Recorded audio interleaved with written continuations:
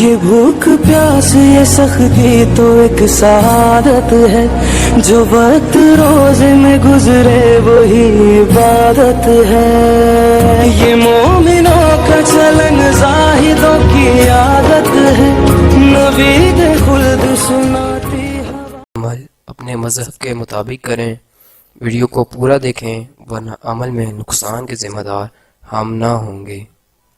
Note: ہر عمل سے پہلے اجازت لینا ہرگز مت بھولیں ورنہ عمل میں ناکامی ہوگی۔ اجازت لینے کے لیے ہمارے چینل کو سبسکرائب کر دیں، ہماری طرف سے آپ کو مکمل اجازت ہوگی۔ بسم اللہ الرحمن الرحیم۔ السلام علیکم ناظرین، امید کرتا ہوں کہ آپ اللہ کے فضل و کرم سے ٹھیک ہوں گے اور ایک خوشحال زندگی بسر کر رہے ہوں گے۔ روحانی عملیات و وظائف کی چینل میں آپ کو خوش آمدید کہتا ہوں۔ انشاءاللہ آج میں آپ کو اس ویڈیو میں غصہ کو قابو کرنے کا اور اس غصے کو ختم کرنے کا نہایت ہی آسان اور مجرب عمل بتاؤں گا۔ تو چلیں ویڈیو سٹارٹ کرتے ہیں۔ ویڈیو سٹارٹ کرنے سے پہلے اگر آپ نے ابھی تک ہمارے چینل سبسکرائب نہیں کیا تو چینل کو سبسکرائب کر دیں اور ویڈیو کو آخر تک لازمی دیکھیں۔ عام طور پر کمزور اعصاب والے لوگوں کو غصہ زیادہ آتا ہے اور بعض لوگ ماحول کی سخت گیری، احساس محرومی یا احساس برتری کی بنا پر مغلوب اور غضب ہو جاتے ہیں۔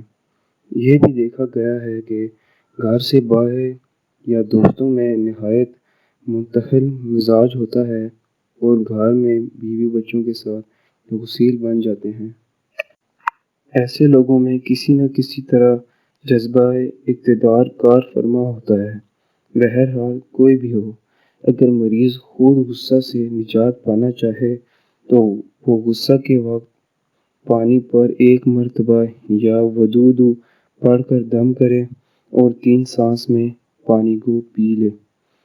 گھر کے دوسرے افراد کسی ایک یا کئی افراد کے غصہ سے نجات پانا چاہیں تو ان کو چاہیے کہ صبح سورج نکلنے سے پہلے ایک گھونٹ پانی پر ایک مرتبہ یا ودود پڑھ کر دم کریں اور نہار منہ پلا دیں۔